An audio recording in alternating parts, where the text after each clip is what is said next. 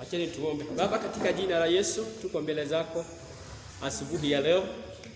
Tunashukurani katika roho zetu na mioyo yetu Bwana, tukisema ni asanti kwa sababu ya kuwa na sisi wiki mzima. Umehifadhi roho na nafsi zetu Bwana. Heshima na utukufu wote Bwana ni wako. Wakati huu Bwana tunakabidhi ibada zetu mikononi mwako. Tumeanza na tunaomba kuanza na wewe na kukamilisha na wewe Bwana. Maroho ya confusion, maroho ya uzito naishika mateka, haina nafasi, haina nguvu ndani ya ibada hizi. Katika jina la Yesu na nena utawala wa roho na nena utawala wako Bwana. Chukua usukani mwana wa Mungu, chukua usukani katika ibada hizi kwa utukufu wa jina lako. Asanti Baba, ninaomba ukanitumie kuyafikia roho na nafsi za watu wako na nikanene mausia yako. Kwa jina la Yesu aliye Bwana na Mwokozi ninaomba na kuamini, na kanisa tuseme amen. Amen. Bwana Yesu asifiwe. Amen.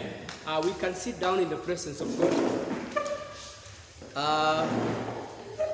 Na ninashukuru Bwana kwa sababu ya kila mmoja, hasa kwa sababu ya kukuja mapema hata kama kuna matope. Na that is a sign that we are passionate and we love God. One of the measure ya kwamba ya kutahini au ya kupima kipimo cha upendo juu ya maisha yetu, it is how much we can really sacrifice for God. Bwana Yesu asifiwe. Amen. Wakati Mungu alitaka kupima upendo katika maisha ya mtumishi wake Abrahamu, alimwambia nipe au enda unitolee mtoto mwanao, the only son. Na akaambiwa the only son because there were two sons, kulikuwa na Isaac na kulikuwa na Ishmael. Si kweli? Yes. But the only son was Isaac, the son of promise.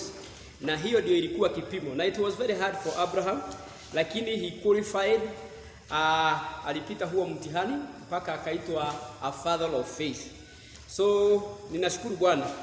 This is a sign of great love and passion for God. May God bless you and may God increase your life in Jesus' name. And even when we have a bigger call of duty, let us avail ourselves so that we can really demonstrate that we love God. Watu wengi huwa wanampenda Mungu kwa midomo, lakini ikifika ni dhihirisho au dhibitisho ya kwamba tunampenda Mungu kwa matendo, inakuwa hakuna. Leo ningetaka tu niongee kuhusu trusting upon the Lord. Trusting upon the Lord. Na tumeanza hivi mapema kwa sababu we have around four services. Na singetaka tucheleweshe watu. And every service will take maximum of 40 minutes. Mahubiri ita take 40 minutes. Na ningetaka tu mwenye na saa, I hope ile ni sawa. Kwa hiyo ninafaa nimalize saa ngapi? Nimalize na dakika 10. Yes, so that we can allow others to kupata nafasi. Hallelujah. Yes. Trusting upon the Lord. Trusting upon the Lord. That is the message of today. Trusting upon the Lord. Na ninataka nichukue nafasi hii kuwakaribisha wale wako online na wale wako kwa mitandao. Tunawakaribisha kwa jina la Yesu. Tutasoma vitabu kadhaa, mmoja wapo ikiwa ni kitabu cha Numbers chapter 11 and verse 4. So someone can open for me there. And then Proverbs chapter 3 verse 5 to 6. Na nafikiria tutaanza na Proverbs chapter 3 verse 5 and 6.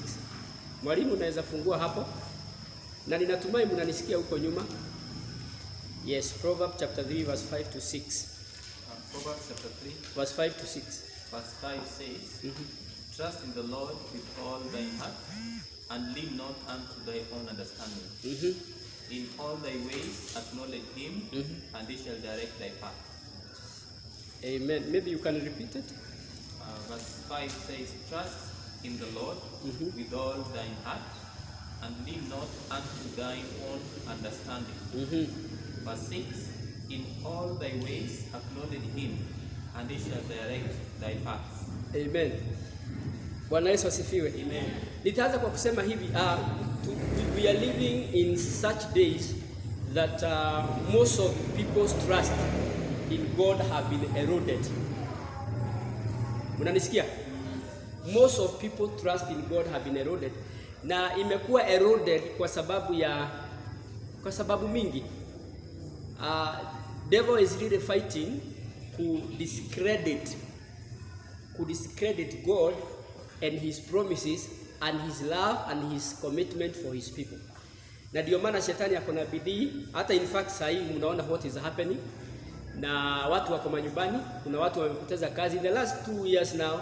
Kuna watu wamepoteza their own livelihood, kazi, families. Now all this is an effort of somebody somewhere by the name of Lucifer fighting the kingdom of God so that he may erode the trust that people have for their God. Mnanisikia? Devil huwa anafanya kazi kama vile mnaonaga, I'm sorry to say, opposition. And in fact, opposition ilianza heavens. Unajua hivyo? Na ndio maana some of these leadership principles watu wameadopt even kwa mataifa, unakuta ningeulizwa mimi ningesema tutafute principle nyingine. Kama sasa tunakuanga na the government and the opposition. Na unakuta most of the time the opposition huwa ina behave kama devil himself. Inakuanga hivyo. Because their work is to oppose. Their work is to oppose. Una realize they oppose even that which is good that the government is doing. Na ni njia ambayo sio nzuri sana. It is not good. So that is how the devil work right from the beginning in the book of Genesis. He has been opposing God. Na opposition, hakuna ile opposition tunasemanga ni fair. Because any opposition seek to destroy. Any opposition seek to disrupt, seek to discredit. Wakati shetani alipotungwa dunia hii, he discredited God by deceiving angels, wale ambao walimpatia masikio ya kwamba this guy we have served him and we are also capable of being served. Why continue serving him? That is how he opposed God, by discrediting him and by showing him, the angels, ya kwamba he is also in a position even to lead like God, even to occupy the very seat of God. Bwana Yesu asifiwe. Na kwa hivyo nimeanzia hapo so that I can really show you wapendwa ya kwamba devil is really working hard. Amefanya kazi ku discredit, kuonyesha watu we don't have God who cares. Mungu hajali. Kama Mungu huwa anajali, mbona mambo inaendelea hivi? Mbona watu wanakufa? Hata nishawahi sikia watu wakiulizana, kama Mungu yuko, kama Mungu kweli yuko, mbona mambo inaendelea kuwa mabaya? Mbona watu wanakufa na anaona na hasemi kitu?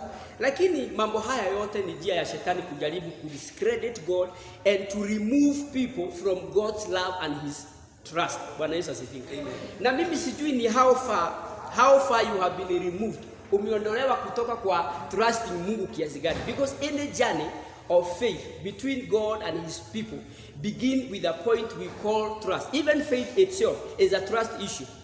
Bwana Yesu asifiwe. Amen. Na wakati ukitaka kujua ya kwamba Mungu unaenda kutembea na yeye for a long time na anaenda kukuinua na anaenda kukutumia, it is when trust has not been tampered with. Trust for him. Bwana Yesu asifiwe. Amen. Mnalisikia wapendwa? Yes. Kwa hivyo yale mambo unaona, hata mapigo unakutanga, hata sisi wa Kristo tunapigwa na shetani. Nia moja ya shetani ni ku distrust, to make sure that you do not have fully trust in God. Mnalisikia wapendwa? To make sure that we do not have fully trust, because devil knows how powerful we can become when we fully trust in God. Bwana Yesu asifiwe. Amen. Mnalisikia wapendwa? Yes. Hata magonjwa unakuta unapigwa na magonjwa so that devil can really question you. Kama Mungu huwa anaponya, mbona wewe ni mgonjwa? Kama Mungu huwa anabariki, mbona wewe huna? Kama Mungu huwa ana protect, mbona ng'ombe yako ikakufa? It is issue of trust. Bwana Yesu asifiwe. Na kama kuna kitu ningeomba Mungu atusaidie nyakati hizi za mwisho, ni alinde roho zetu kutokana na the attacks za shetani in the area of our trust and faith in God. Bwana Yesu asifiwe. Kama sasa hivi kuna watu wako na maswali mingi sana concerning God. Amen? Amen. But remember the Bible says all things work together for good to they that love God. And remember we are saying all. All means all. All means bad and good. Kwa hivyo hata ukilala hospitali, all things. Lakini shetani, he is using all to destroy and to remove our trust in God. Wapendwa, ni vizuri kama vile nilikuwa ninawaambia last time, let's guard our heart. If devil can really have it, if devil can really have your heart, he will remove you from God. Bwana Yesu asifiwe. Alijaribu kwa Job, akaenda akaambia Mungu, this guy love you and he trust you because of what you have given him. Umempatia ng'ombe, mifugo, watoto wazuri. Na case scenario ya Job inaonyesha jinsi shetani akipewa ruhusa anaweza kufanya kazi baya. Job alimaliziwa wealth and he was the wealthiest man in the east. Na ukisikia Biblia kitu inasema ni wealthy au mtu ambaye Biblia inasema ni wealthy, he was really wealthy. Unanisikia? Akamaliziwa ng'ombe, mifugo, utajiri, watoto, of all things watoto, very painful. And until sasa shetani akaonyesha Daudi through the woman ambaye alikuwa ameoa mke wake, do you really hold to your integrity? Bado unashikilia hii kitu unaita Mungu? Anawezaje kukumalizia whatever you have? In fact, Job mali zake ziliisha mpaka afya ikaguzwa. That was the highest level of really test. Ilikuwa majaribu ya aina yake tu, kwa sababu sidhani kama kuna mtu anaweza jaribiwa hivyo aweze kustahimili na kumgoja Bwana. Mara mingi huwa tunasema ninajaribiwa kama Job, lakini let's say it is a lie, because kujaribiwa kama Job ni kumaanisha you have nothing, even your own health is in crisis. Bwana Yesu asifiwe. Lakini what was the devil looking in the life of Job? It is to discredit. Sijui kama mnashika hiyo Kiingereza, ku discredit Mungu. Kutoa moyo wa Daudi, wa Job kwa Mungu. That was the aim. That was the aim. Na hata sahi, what the devil is looking for is discrediting God and his kingdom. Nilikuwa ninaangalia juzi na mambo haya nimeyaona sana South Africa. Sijui South Africa kuna mapepe aina gani. Niliona kuna makanisa yamefunguliwa that are so much compromising. Unakuta kuna wahubiri na makanisa ambayo yameapprove lika shanga na wanasema they can still continue worshiping na waendelee na maisha. You know, Biblia iko hapa, pombe mbili ziko hapa au tatu. So washirika wanahubiriwa wakikunywa. Na unaangalia unaona some of these people, they are not preachers. They are not really God servant. Ni watu ambao shetani ameinua waharibie kanisa jina. Waharibie kanisa boga point. Wacha niziite hivyo. So that when we have this tainted image concerning the church, hakuna mtu angetaka kuwa associated na church anymore. Na ndio maana mnaona siku hizi even the government is treating the church as clubs. Hata clubs are better. Zikifungwa tunafungiwa. Because kuna shetani amejaribu kuinua hata watumishi. Wanainuliwa kabisa, unakuta mtu anatembea na mafuta mingi sana ya pande ile nyingine. Na anapofika hapa juu, mahali yamejulikana, mahali tunasema ni mtumishi, anafanya kikitu ya pande ile nyingine ya baba yao. Mpaka sasa watu wanasema kama huyo ni wa shetani, basi kila mchungaji ni wa shetani. Lakini what is the devil trying to do? He is trying to discredit, to erode the trust and the faith we have in God. Bwana Yesu asifiwe. Amen. Mnanisikia wapendwa? Na wapendwa, sijui, I wish tungekuwa na kipimo nipime kila moja ni kiasi gani umeondolewa cha Mungu, because all of us here kuna kiasi tumeondolewa. The love you had in the beginning, wakati tulipoamini, ile upendo tulikuanga nayo kwa sababu ya Mungu, ungeomba hours, hugekosa ibada, hugekosa kutoa. Kuna some level of trust tumeondolewa. Lakini ninaomba kwa jina la Yesu leo ya kwamba Mungu aturekeshee this trust that the devil has stolen from our lives in Jesus name. Bwana Yesu asifiwe. Amen. Hebu uliza jirani yako na usishout. Umuulize, unaona kama trust yako na Mungu imebaki kiwango gani? Muulize tu. Mpatie macho tu na umuulize. Mahali yako tu, muulize tu. Bwana Yesu asifiwe. Amen. So mahali tumesomewa na mtumishi amesoma hivi ni 5 Trust in the Lord with all thine heart. Wacha tuanzie hapa. Trust the Lord with all, meaning you can trust God with this part of your heart. Are we together? Meaning you can trust God, or you can give God half heart, quarter, 3/4, 1/8, a portion. Lakini hapa Biblia inashauri we trust God with all our heart. If we are going to have the benefit and to enjoy the relationship with our God, lazima we trust him with all of our heart. All. And all means all. Bwana Yesu asifiwe. Yote kama ni 100%, upatie Mungu, mwambie mimi Mungu hakuna mahali ya moyo nimejibakishia.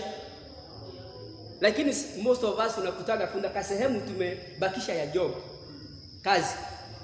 Kuna sehemu wengine wamebakisha ya mtoto, kuna kasehemu kingine wengine wamebakisha ya mzee.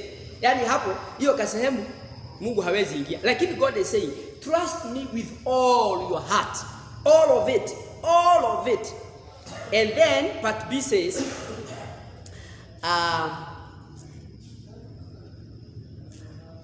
and lean not unto thine own understanding. Usitegemee mawazo yako au kuelewa kwako. In all thy ways acknowledge him and he shall direct your path. Kwa hivyo mtu ambaye anafika kuelekezwa na Mungu ni mtu ambaye ameacknowledge na amepatia Mungu moyo wake wote. If you have not given God the whole of your heart, you are going to lose number of things. One of it is God direction.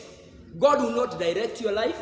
God will not show you what to do. God will not tell you what decision to make when, because your heart is not really in God. But when we trust God with all of our heart, we reap some of this benefit, like God will direct our path. Bwana Yesu asifiwe. Hallelujah. Be not wise in your own eyes. Usiwe mwelevu, usiwe mjanja mbele ya macho yako. Fear the Lord and depart from evil, and it shall be health to thy navel and marrow to thy bone. It is also talking in terms of trusting God. Tusiwe werevu katika macho yetu. We should not be wise in our own eyes. Tusiwe wajanja. Kila mtu aseme ujanja. Uliza jirani yako kama ni mjanja. Na ujanja mnajua imefika mpaka kanisani. Kuna wachungaji wajanja. In fact siku hizi kama kuna kitu kama kuna roho imesubua makanisa, ni hii roho ya ujanja. Roho ya kila mtu aseme ujanja. Imeingia, imepata nafasi mpaka kwa madhabahu. Right hapa kwa madhabahu unakuta mtumishi ako na ujanja kuliko bweha. Anakula washirika na hawasikii wakikurwa. Anafanya vituko na watu hawaoni, ujanja. Lakini nashukuru Bwana Mungu ametusaidia kwa hii kanisa. Hiyo roho hakuna. Amen. Mwenye amesema amen ni mmoja. Au iko ni mimi ninakosea? Au ni wale hawaja kuja, si ndio? So we should not be crafty. We should not be wise in our own eyes. Na nashukuru Bwana amenipatia hii ibada ya kwanza ikuwa ya leaders. Then I felt it is necessary I talk to leaders kuliko hata washirika. Bwana Yesu asifiwe sana. Because I know if I can correct leaders, I can correct followers. It will be easier for us. Kwa hivyo wapendwa, when it comes to issue of trust, kama kuna maroho itatafuta mtu ni lean on your own understanding, inakuanga a real temptation. Unaondoa Mungu kwa equation and then kuwa mjaji, kuwa crafty. Na hapo ndio shetani hata aliendea Yesu akamwambia, you guy, you are angry, wewe uko na njaa. Why don't you turn these stones to become bread? Kwa nini unaumia? Tafuta kajia. Yesu hii mambo unaelewa. Look for a shortcut. Kuwa smart, kuwa mjaja. Nani ashawahi kuambiwa wokovu sio ujinga? Wewe kuwa smart bwana. Wokovu sio ujinga. Those statement ni statement za kuerode, za kukutoa kwa Mungu kamili 100%. At least ulegee kidogo. Na tumeambiwa usipo trust Mungu na moyo 100%, kuna vitu hutazipata. One of us tumeona ni direction. God will not direct your path. Na hakuna kitu kizuri kama kupewa direction na Mungu. Bwana Yesu asifiwe.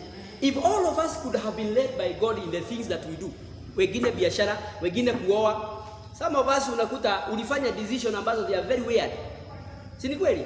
Na mambo haya, if we were trusting God atuongoze katika every area of our lives, kuna some decision we made ambazo zinatu affect, hazingekuwa zinatu affect, because in the first place Mungu angetusaidia ku make those decisions, angetuongoza. Bwana Yesu asifiwe. Amen. Are we together? So hiyo kitabu kingine ni gani? Numbers 11. Read for us. Numbers 11:4 says. Ni 4. Hebu soma kwanza. And the mixed multitude that was among them fell a lasting, and the children of Israel also wept again. Na uongeze ka sauti. Okay. And the mixed multitude that was among them fell lasting, and the children of Israel also wept again, and said, who shall give us flesh to eat? Jump to verse 10. Verse 10 says, then Moses heard the people weep throughout their families, every man in the door of his tent. And the anger of the Lord was kindled greatly. Moses also was displeased. Verse 11, and Moses said unto the Lord, wherefore hast thou afflicted thy servant? And wherefore have I not found favor in thy sight, that thou layest the burden of all these people upon me? Have I conceived all these people? Have I begotten them, that thou shouldest say unto me, carry them in thy bosom, as a nursing father beareth the sucking child? Fikisha hapo kwanza. Bwana Yesu asifiwe. Now here is another issue with Moses. Moses, mnajua maandiko inasema alikuwa mtu mnyenyekevu zaidi ya watu wote dunia. Si ni kweli? Lakini Moses kama viongozi wengine alifika mahali hata yeye mambo ikawa ngumu sana, because hapa ni baada ya wao kuwa katika safari kuelekea nchi ya Kanani, na kuongoza watu wapendwa haikuwagi rahisi.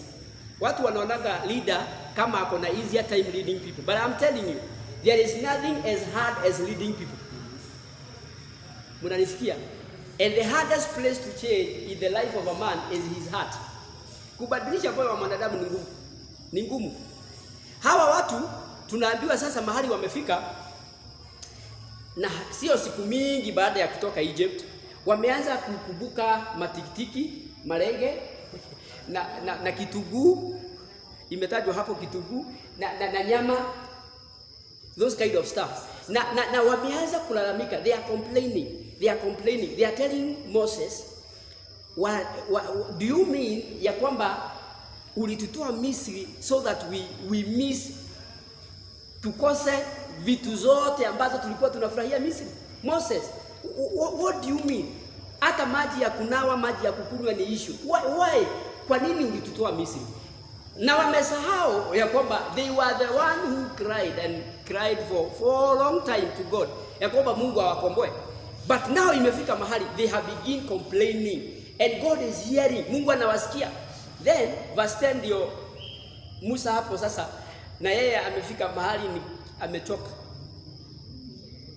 Then Moses had the people in verse 10 weep through their families, and every man in the door of his tent, and the Lord's anger was kindled greatly. Hasira ya Mungu imewaka kwa sababu watu wanalalamika, kila mtu alikuwa analalamika kwa nyumba yake. And then jambo hili limefanya Mungu awe na hasira, because once we fail to trust God and his servant, hili jambo huanga halimpendezi Mungu. Then verse 11, Moses is already tired. He is saying, and Moses said to the Lord, this is a statement of an angry person. Look verse 11. Wherefore hast thou afflicted thy servant? Yani he is asking God, Mungu, kwa nini unatesa mtumishi wako? Hakuna mtu anaweza kuuliza Mungu hivyo akiwa ako na furaha kwa moyo. Ukiona mtu ameanza kuuliza Mungu maswali, he is already very angry. He is in a point whereby wanaweza malizana na Mungu anytime. Na kuna watu wako hapa wameanza kuuliza Mungu maswali. Unamwambia Mungu, kalia kwa hii kiti nikuuliza maswali kadhaa. Mna kesi naye kama mtu. Ulikuwa wapi nyumba yangu ikiibiwa? Mungu, ulikuwa wapi kanisa zikifungwa? Kama umefika that level, you are heading to danger zone. Wacha kufikia hapo, Mungu atusaidie. Bwana Yesu asifiwe. Sasa Moses amefika mahali, he is already tired. Na imagine hii safari haijakuwa mrefu, bado haijaenda sana, but he is tired because everybody is like he is giving Moses hell. Moses, tupatie kitunguu. Sasa kitunguu jagwani watatolewa wapi? Nyama jagwani zitatolewa wapi? Bwana Yesu asifiwe. Na wala hamjui, Moses alikuwa amebeba I think number of millions. Yes, 2, 3, if not 5 millions of people. Wale walitolewa Misri The generations hizo zote zilikuwa zimefika that level, that number, walikuwa wengi. So kuitishwa nyama kulisha watu milioni 3, nafikiria ni kizungumkuti wapendwa. Hata wewe huwa tuna organize wedding ya 200 people na inaleta headache. What about 2 million people? Bwana Yesu asifiwe. Na wanaambia Moses, hii kitu tusizibwane. Tulikuwa tunakula kitunguu vizuri Misri, marenge, nyama, hata kama tulikuwa kazi ni ngumu, hizi vitu hatukuwa tunakosa. You promised us, God of Abraham, God of Isaac and Jacob. Where is he? Where are the meat? Where are the onions? Where is the water? Why are we dying? Because in the process ya kwenda nchi ya Kanaani, si walikuwa bado wanakufa. Wanadamu kuongoza wanadamu ni ngumu. Na ndio maana nyinyi leaders, the best thing you can do to your pastor, support his cause. Ninaongea na leaders leo. Support your pastor. Support him. Support your leader. Unanisikia? Yes. Lakini inakuanga baya sana when members are fighting their pastor and a leader unapatikana pale kupiga mchungaji wako. Wewe umeingiwa na shetani. Because you should be the first one to understand the plight of a leader is hard. Watumishi, mkiona hata watumishi wakikufa vile wanakufa. Nilisikia last 2-3 weeks tumepoteza 14 pastors, 6 bishops. Why? Because hawa watu wamebeba burdens za watu ambao hawana huruma nao. Ushawaiona yule mnyama anagukanga na bado mtoto anaendelea kunyonya? Amekufa lakini mtoto ananyonya mpaka inakauka, na mama alikufa ni kuoza anaoza. It is very unfortunate. Now if we can really have godly heart and spirit of God, wapendwa, if you are a leader here, support the cause of the man of God. Support him. And supporting him is supporting him financially, spiritually, everything. Support him. Stand with him. Lakini you should not be part of the headache. Ulisa jirani yako kama he is part of the headache. Wewe muulize na umwangalie. Mpatie macho hata yaone unamwangalia. Muulize kama he is part of the headache in this church. Imagine pastor, wakati Musa aliendea 10 commandments, alikuta one of the in fact atiniende Katoroni nikute pastor Murray ameambia watu hapa hakuna pastor hapa, na in fact ametengeneza jao, mnajua jao dama, akaambia watu leteni vitu tutengeneze dama ya kuturudisha wapi? Misri. Tayari ashafungua kanisa ya kurudi Misri, na Musa ameendea 10 commandments ya kuongoza waende Canaan. Na unajua walitii na wakatengeneza dama na wakaita Mungu. Na wakati alikuja akaulizwa ni Harun, akaulizwa what are you doing? Akasema ati ni watu walimwambia. Imagine a leader who is badala of leading, he is being led by the followers. It is very bad. But all this comes as ni issue na trust. Ni issue na trust. Because ukiangalia Harun, hata kuna mahali bado walikuwa wanalalamika kuhusu Musa kwa sababu ya huyu mwanamke Mwethiopia. Wakasema huyu mwanamke, huyu jamaa wetu alioa kama ni mtumishi wa Mungu, mbona ameoa Myunani au mama taifa? Au na Mungu bado aliwasikia. The same Harun with her sister Miriam, because Miriam and Harun were brother and sister to Moses, real brother, blood brother. Wacha sasa spiritual blood brother. So ninafikiria Harun kidogo alikuwa na issue na Moses, hata kama ndiye alikuwa interpreter na ndiye alikuwa like the prophet to the people, alikuwa na shida na Moses. Na ni vizuri sana ukiwa na unajua Harun alikuwa mkubwa wa Moses. Wale hamjui. Moses alikuwa ndiye amefuata Harun. Kwa hivyo Harun bado alikuwa anajiona yeye ndiye big brother. Lakini amesahau Moses ndiye ametiwa mafuta. So wakageuza watu mioyo warudi Misri na wakaita Mungu yao dama ndiye kuwa Mungu wa kuwarudisha. So wakati Mungu alisikia ati wanasomea Moses concerning mwanamke Mwethiopia, do you know God punished Miriam there and then? Akawa leprous, akawa mikono yake na mwili wake ukakuwa white as snow. Hawangeendelea na safari. Ilikuwa inabidi yeye atupwe nje ya kambi ndio apone, apewe 7 days. Alipewa 7 days. Na ikasemekana safari kuanzia leo for the next 7 days hatuendi. Why? One of our prophetess Ako nje ya kambi. Atafanya nini? Alipigwa kiboko na Mungu. Na Musa bado ndiye alienda kumtetea kwa Mungu. Akaambia Mungu, ninakuomba mponye. Bwana Yesu asifiwe. Amen. Kwa nini Haruni hakupigwa? Alikuwa na vazi la ukuhani bado. Lakini wakati alilitoa, alikuwa hapo hapo akaenda. Ule wengine wanaenda. Bwana Yesu asifiwe. Amen. Ambia jirani yako, usikue mzigo wa mchungaji. Bebea yeye mzigo. Sababu watu wengine ni mzigo. Lakini sio wale wako hapa, nyinyi ni wazungu, mnabebeaga mimi mzigo. Bwana Yesu asifiwe. Lakini kama wewe ni mzigo, usikue mzigo. Ukua kwa praise and worship and you are a leader there. Don't become a burden. Ati pastor akifikiria vile kanisa itainuka, wewe ndiye unashusha. Pastor akifikiria vile tutatengeneza, wewe ndiye unaharibu. And you are the leader. Remember, hakuna mtu aliambia Mungu Harun na Miriam they are complaining against Moses, but God had. He had. Hata Mungu ndiye alikuja kuambia Moses, these guys I will finish them.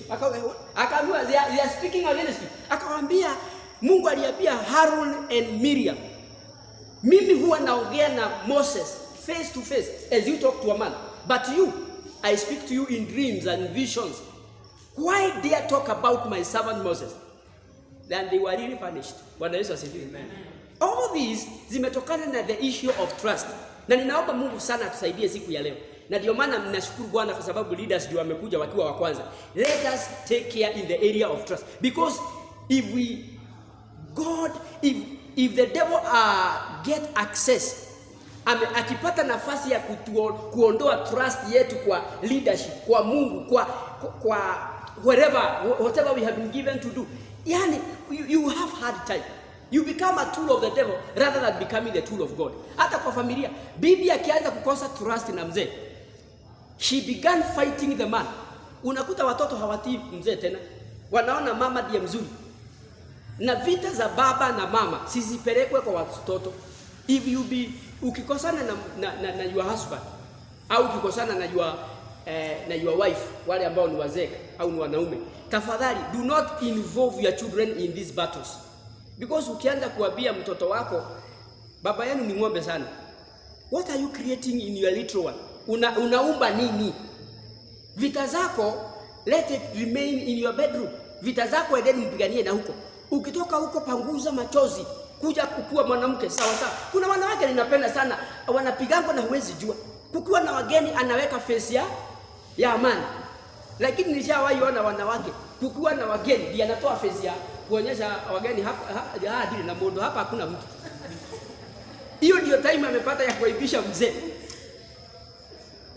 Hata kuna mwingine nilisikia yeye wakikosana na mzee, yani wakiconflict na mzee. Unajua hakuna watu hawakosanagi. Hamwezi kaa na mtu na hamukuzaliwa pamoja, ulikuta akiwa na 32 years, mkae na yeye bila at least one day kukwarusana. Lakini tunafaa tukikwarusana vita zetu tunazipigania kwa nyumba cha ndani. Majirani hawajui. Mwingine nilisikia yake inapigania yangu hapo nje. Anaambiaga na sasa anatoka pale nje na anapiga duru moja. Unajua sasa hiyo ni kuattract attention. Alafu anamwambia toka, kama yeye ni mwanaume toka. Sasa nani hata kuja kuangalia? Sasa mwanaume anarudi chini, because men the way we were created, hatupendi hiyo creating sin. Amen. Trust. Hallelujah. Amen. Are we together? Yes. So Moses is telling God, anauliza Mungu, na masaa yangu inanionea, niko na dakika 10. Then Moses is asking God, Mungu, kwa nini unanitesa?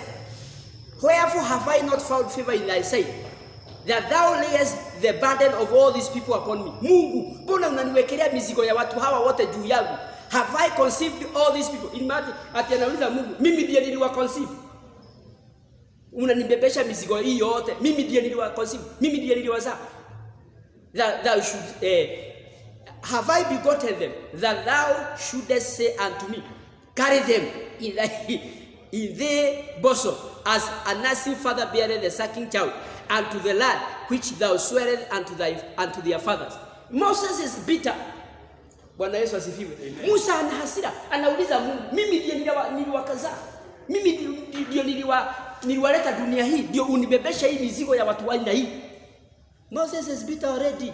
Hata hajaenda half the journey. He is already bitter. Ameanza kuwa distracted. Bwana Yesu asifiwe. Amen. Are we together? Yes. Ni nani ameanza ku lose trust na Mungu hapa? Please, if you are there, may God give you grace to overcome that issue. Amen. Because ukianza kupoteza trust, you lose. Hallelujah. Tunafuataka Yesu because we trust him. We know he died and he resurrected. If we are not sure, will you follow him? We will not. But we believe he resurrected. That's why we are following him. We believe he is coming back. That's why we come here and pray and wait. He is coming. But wakati issue ya trust imeisha, we will never follow him again. Bwana Yesu asifiwe. Amen. Are we together? Yes. So baada ya mambo haya yote, kwa sababu masaa inanionea, Moses, Mungu aliongea na yeye akamwambia, Moses, this is what you are going to do. Nitakuletea nyama. Na akauliza Mungu, I hope Mungu you understand what you are saying, because wanajeshi wenyewe ni almost a meter. Akamwambia Moses, I know. Ni kesho watakula nyama, na akamwambia sio kesho peke yake, watakula nyama sio 2 weeks, sio 3 weeks, a month. They will eat meat. Na akaambiwa watazikula mpaka zitoke na hapa. Mnalisikia? Akaambiwa watakula mpaka zitoke na nini? Na pua. Lakini Moses akiangalia, because his heart is already broken. He is not even believing. Because once trust is broken, inakuanga gumu sana kuamini mtu. Hata mtu akikudanganya mara ya kwanza, ya pili kumwamini ni ngumu. Ndio unaonaga wanasemanga once beaten twice shy. Ukiumwa mara ya kwanza, ya pili utaona kapa utaruka, because uliumwa ya kwanza. So Moses is already bitter. He is asking God, do you really know what you are saying? We are many. Akaambiwa ninawalisha. And that is how God did it. Alileta quails. Quails ni sijui inaitwaje kwa Kiswahili. Ni tu kwale. Ni sio kwale. Ndizo hii mayai ilikuwa inauzwa ya quails. Ndio hiyo. Ni hiyo ka zege. Sasa quails nafikiria zilianza wakati huo. So quails, Mungu akahakikisha upepo umeleta hao ndege quails. Wakakuja wakajaa camps. Watu wakachija. Wakakula nyama. Wiki 2, wiki 3 mpaka wakakinai. Kukinai ni kunyira, yani hawataki tena. Walikula zikatoka na huku. Ukisinizi, inaanguka nyama. Ndio Mungu aonyeshe mko na ujinga. Si mlikuwa mnaitisha nyama? Kulia ni kuku. Kwa sababu quails nafikiria ni kama kuku. They are in the family of bird. Walikula kuku zikatoka na mapua. Ukisinizi unasinizi kanyama. Mungu atusaidie kuwa tuwe na trust na Bwana. Bwana Yesu asifiwe. Trust is very important, wapendwa. And God demonstrated to Moses ya kwamba watu hawa sija kubebesha, ni wangu. Hold them. Sio wako. When they complain, they are not complaining over you or against you. They are complaining against me, God. Bwana Yesu asifiwe. Amen. Are we together? Now, what is trust? Trust is a firm belief in the honesty, goodness, worth of someone or something. Please write it. We are defining. Trust is firm belief. Ni imani kamili au imani strong, imani yenye nguvu. It is a firm belief in the honesty. What is honesty? Pastor Moidi, what is honesty? Uasi. It is a firm belief in the honesty, goodness, worth of someone or something. Please write it down. It is important. So when the devil comes to erode, to discredit us from God or our God, what he is taking away ni kuondoa imani yetu kwa uaminifu wa Mungu, uzuri wa Mungu, dhamana ya Mungu. Bwana Yesu asifiwe. So trust, tumesema it is a firm belief in the honesty. We believe God is not a man, he can't lie. He does not change, he is God. So it is a firm belief in the honesty, goodness or worth of something or of someone or something. Hallelujah. Amen. Kuna mtu hajaandika? Mumeandika? Okay, let's read what you have written. What is Trust? It is a firm, not weak, firm. Amen. Mnasikia? Shadrach na Meshach na Abednego. Mnafikiria hawa vijana kuambia mfalme concerning this issue, we are not even compromising. Let it be known to you. Even if he does not save us, we are not going to bow. That is a very high form of belief. Firm belief in their God. They know him. Unaona sasa watu hawataki hata kuja ibada kwa sababu ya hii shaitani inaitwa corona. Do you know the problem is? It is trust in God. Issue is trust. Na hata kile kinapigwa sahihi kwa kanisa ni trust. Hamuonagi wakati mtu mkubwa especially spiritual leader amefanya kitu inaletagwa kwa limelight. Ndio inakuwa headline kwa TV. Ndio inakuwa headline kwa gazeti. Why? Na kwa nini wanaitilia mkazo hivyo? Na hata mtu akipatikana amefanya kitu kwa kanisa, everybody anaitwa pastor. Na wengine hata ni ushers. Hata kuna pastor mmoja alipatikana ameiba kanisa. Na sio pastor, wengine hata ni usher. It is trust. Devil is fighting trust. Watu wakose imani na kanisa. Ndio tulisema hawa wachungaji ni wezi. Na wengine wanasema ni wezi. Hajawahi enda kanisa. Alijuliaje wachungaji ni wezi? Alijua lini? It is the issue of trust. Devil has really eroded, discredited the trust people have for God and the church. God forbid ya kwamba mambo haya yaendelee. Bwana Yesu asifiwe. So trust tumesema it is a firm belief in the honesty. Mlikuwa mnasoma? Goodness. Yeah? Amen. Bwana Yesu asifiwe. Hata wale huwa wanaharibia wengine majina. What do they want to destroy? Ni trust ya watu wako nao kwako. Unaona yule mama huyo mama anajifanyaga. Umesikia kile kimeendelea. What is she trying to destroy? Reputation, trust, honest, your good report, your good name. That's what they are looking to destroy. Mnanisikia wapendwa? So, mtaniongeza dakika 5? Sababu mimi naona masaa imeisha na niko nataka tuangalie benefit of trusting God. Niko na point kama 3-4. Na ni vizuri ni kwa sababu ya wale wanaenda kupost hizi vitu kwa media, at least wawe na kitu ya ku. Now, these are the benefits of trusting God. Kuna faida wapendwa. There are benefits of trusting God. 1, andika 1, we put pressure on God's integrity to act on our behalf. That is one of the benefits. We put pressure on God. Ushaiona mtu amewekwa pressure. We put pressure on God's integrity. Remember we have said ya kwamba trust has something to do with value and integrity. So we put pressure on God's integrity to act on our behalf. We put pressure on God's integrity to act on our behalf. Tafadhali mkimaliza mnasema amen. Amen. Kwani leo mko chap aje? We put pressure on God's integrity to act on our behalf. Bwana Yesu asifiwe. Wakati mnaona Mungu jina lake litadhihakiwa, wakati kumefika mahali Mungu watumishi wake wataaibika, wakati Mungu amefika mahali anahitaji kusimama na watu wake kwa sababu they have really surrendered. Kama sasa Shadrach, Meshach na Abednego, mahali walikuwa wamefika ni life and death, and God had to act. God had to show himself strong and might on their behalf. He had to defend his integrity. Maandiko inasema it is easier for heaven and earth to pass away rather than an iota or dot of his promises to fail. Yani God is ready to fight for his integrity. Are we together? So when we really trust in God, one of the benefits we get is that we put God, yani tunaweka Mungu pressure. Sijui tutahitaji pressure. Yani Mungu, God you have to act. Tunaweka yeye Mungu in a fix. Lazima Mungu afanye. Na kuna mahali unaweza kuweka mtu. Ushawaiona mbwa amekibishwa, hata wale mbwa waoga. Mbwa mwoga anatorokaga akiweka mkia na hapa nyuma.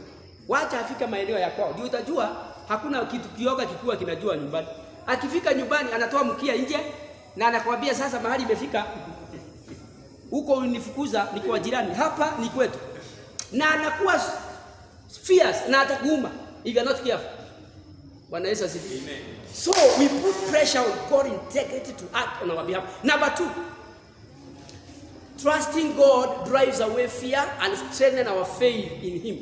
Trusting God drives away fear and strengthens our faith in Him. Trusting God drives away fear and strengthens our faith in Him.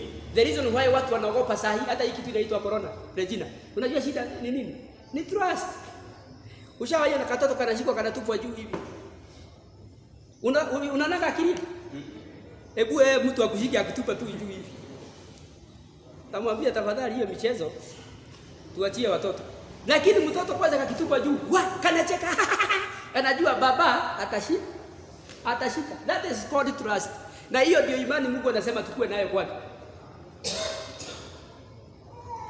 Ni watu wangapi hapa wako na imani kama hiyo ya mtoto? Trust that level. Ati unatupwa, kwanza ukirudi chini ndio unacheka. Angalieni vile dadi atanishika. Na akikosa kushika utamada chini mpaka uchore kama mtu. Lakini mtoto anaamini dadi atanishika. That is trust. It's a resource of trust. Bwana Yesu asifiwe. Amen. Trusting God drives away fear. So the reason why we fear, we have issue with the reason why we fear, we have problem with trust. Bwana Yesu asifiwe. Amen. Number 3, trust is the key that open door or dimension of possibilities in God. Trust is the key that open doors or dimensions of possibilities in God. Within God, wapendwa, kuna dimensions of possibilities. Mungu wetu ni unlimited. Mungu wetu hakuna kitu hawezi, including raising the dead from the death itself. Lakini what open this dimension, pastor? It is trust. Wewe unafikiria wakati majamaa waliambiwa ati mujaze madrum maji. That is trust. Jazeni. Haya, mmemaliza kujaza? Sasa wanagoja ati itengenezwe. Hakuna kutengeneza. Okay, shoteni sasa imekuwa divide. That is trust. Bwana Yesu asifiwe. Amen. Trusting is the key that open door or dimensions of possibilities in God. Please finish writing. Trust is the key that open doors or dimensions of possibilities in God. Mkimaliza mnasema amen. Na unajua wapendwa, even miracles themselves, how do they happen? Wakati Petero aliambiwa aruke ndani ya maji, ali experience the miracle wakati alikuwa ndani ya boat au wakati alikuwa ndani ya maji? Si wapenda tuseme ali experience miracle wakati gani? Sasa shida inakuwa hapa. Unaambiwa ati uruke, ati sasa ukiruka kwa hiyo moto ndio hutachomeka. Atiruka sasa kwa hiyo maji ndio sasa uone nguvu yako. Sasa hiyo sasa shida ndio inakuwa hapa.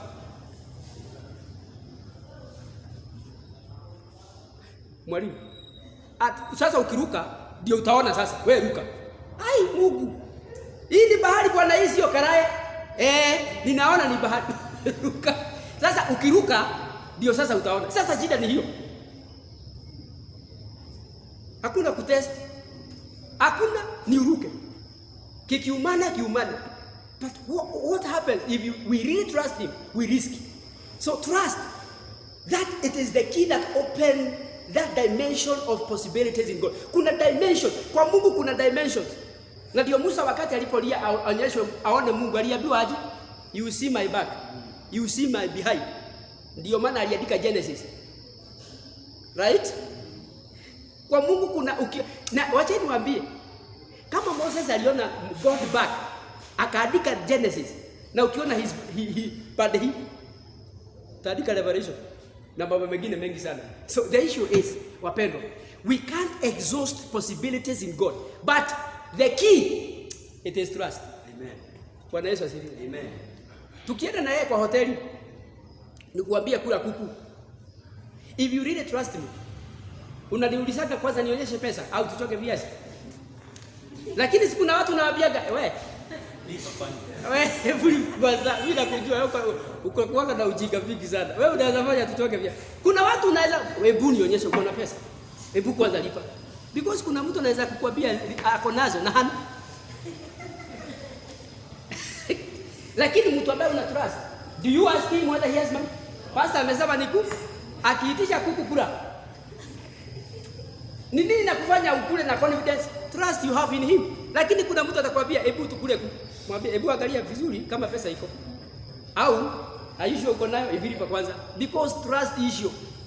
So when we trust, we open dimensions of possibilities in God. Number 4, trust is demonstration of the highest level of faith. Please write it. Na mwalimu make sure umeandika hizi vitu. Niliona last time uli sum up vizuri sana kwa hizo groups. Ningetaka uende ufanye the same thing. Amen. Trust is a demonstration of the highest level of faith. Show us your faith by how much you trust. Munanisikia? Show me your faith by how much you trust. Father, I trust in your name. You are God of Isaac, Abraham, and Jacob. I trust in you. Show me how much you trust him, not just by saying, by what you are doing. Trust is the highest, is demonstration of the highest level of faith. Number 5, when we trust God, we connect to unlimited power of divine supply. Oh my goodness. When we trust God, we connect to unlimited power of divine supply. When we trust in God, we connect to unlimited power of divine supply. Kuna siku hapa nilifanya ka demonstration kidogo, nikawa na chupa ya maji na nikawauliza, how much water do we have in this bottle? Na mkaniambia ilikuwa half liter kulingana na hii chupa. Inabebaga I think half liter, 500 ml. Lakini if we connect this bottle to a river, tufungue mlango pande ya nyuma, tufungue, alafu we connect it to the river. How much water do you have? Pastor, how much water do you have? The same capacity with the river. God shall supply our need according to his riches in... How much riches do we have in glory? Marika, how much riches do we have in glory? Unlimited. So how rich are you? So you should not say, I am 200,000 share rich. No, you are rich. Utajiri wako, wewe ni tajiri kulingana na banki za heaven. If you really trust God. Sio ile kidogo ukimweka kwa account ya Family Bank na Equity. Hizo ni ngapi? Ya mwisho? Mumeandika hiyo number 5. When we trust God, we connect to unlimited power of divine supply. And number 6 and the last one, lack of trust attract fear and give us distorted or exaggerated view of our circumstance. Lack of trust attract fear and give us distorted or exaggerated view of our circumstances. Lack of trust attract fear and give us distorted or exaggerated view of our circumstances. Wale wana wa Israeli walienda kuspy the land, walisema hiyo nchi inakula watu wenyewe. Hiyo nchi iko na majitu, wana wa Anaki. What was the problem? It was the issue of trust. Lakini Joshua said, we are well able. These guys are a bread to us. We can consume them. So I was saying, lack of trust attract fear and gives us distorted or exaggerated view of our circumstances or situations. Na kuambia hiyo ng'ombe ni kubwa na those are exaggeration. Lack of trust attracts fear and gives us distorted or exaggerated view of our circumstances. Hallelujah. Amen. Let me give you one more scripture or two so that for the purposes of writing of Isaiah chapter 26 verse 3 to 4. Dumeshamaliza lakini andika hiyo. Isaiah chapter 26 verse 3 to 4. Thou will keep him in perfect peace, whose mind is stayed on thee, because he trusted in thee. Trust ye in the Lord forever, for in the Lord Jehovah is everlasting strength. It is talking also about trust. Isaiah 26 verse 3 to 4. Write it down, it is very important. Isaiah 26 verse 3 to 4. Umeandika hiyo? Aya, andika hii pia. Psalm 56 verse 3 to 4. Ninaongeza hii scriptures kwa sababu ya wale ambao wataenda kufanya summary ya hizi vitu. Psalm 56 3 to 4. What time I'm afraid, I will trust in thee. In God I will praise his word. In God I have put my trust. I will not fear what flesh can do unto me. Oh my goodness. It is also talking about having trust in God and faith in him. Mumeandika hiyo? Psalms 20 verse 7. Some trust in chariots and some in horses, but we will remember the name of the Lord our God. Psalms 20 verse 7. Some trust in chariots and some in horses, but we will remember the name of the Lord our God. Ah, that's good. Jeremiah 17 verse 7 to 9. Wacha tuongeze hiyo. Jeremiah chapter 17 verse 7 to 9. Thus says the Lord, cursed be the man that trusted in man and maketh flesh his arm, and whose heart that departed from the Lord.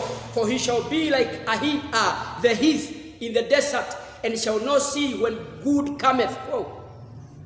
Kulaaniwa ni yule mtu huwa anategemea nani? Wanadamu. Jeremiah 17 verse 7 to 9. Bwana Yesu asifiwe. Amen. Mungu atubariki. Sio ni tamu? Do you trust God? Hallelujah. Amen. May God help us. May God increase our faith. Amen. So that we may continue trusting him. Amen. Wale watu mlisikia walichongwa vichwa. Mtu anawekelea kichwa hapa anasema kata. Kata. Unafikiria hiyo ni mtu sio bagi amevuta. Ni trust. Trust imemlewesha. Anaamini hata anauliza nitaenda saa ngapi niende heaven. Nilisikia mhubiri mwingine akisema alienda sivyo, alikuwa anasema sio Kibayo, ni haji. Ati akakuta kanisa mzima kila mtu, wengine hawana mkono, wengine hawana mguu, wengine hawana vidole. Yeye ndiye peke yake alikuwa anasema na mwenzake ati walikuwa whole. Paka anasikia yani yeye hana kitu hana scar ya kuonyesha kwa sababu ya injili. Hao watu wanasema hii nilikatiwa kwa ushirika. Hii to them it is a testimony. Amen. Amen. Lakini mshirika Mkristo wa siku hizi especially Kenya kulala njaa. Nitawachana na wokovu. Mugari unatumikia hawezi kukupatia ugali. Wachana na ugali. Mungu atusaidie. Bwana Yesu asifiwe. Tumefika mwisho, nafikiria nimeongeza tu dakika kiasi kama zingine 10, so nimeenda kama 50 minutes. Lakini naomba hivi Bwana atusaidie, we continue trusting upon God. Amen. Amen. Hebu angalia jirani yako, mwambie jirani, tumainia Bwana. Amen. Acha kuangalia mseni kama yeye ndiye Bill Gates. Mzee hata yeye anapataka kwa Mungu anakuletea. Si ni kweli? Hapana, angalia your wife kama yeye ndiye heaven and kila kitu. She is a woman, she is a lady, she is a human. She has weaknesses. Don't look at your pastor as though he is the source of help. He is also getting help from God. Look at to God. Angalia Mungu, Mungu wa huyo pastor. Ndio maana watu hawapokei, because they see man, they don't see the God of that man. And if you want help, see the God behind me. I'm sorry to say this. Remember was it Naaman alipoenda kwa Elisha? Ni Elisha, ni kweli? Aliambiwa aje?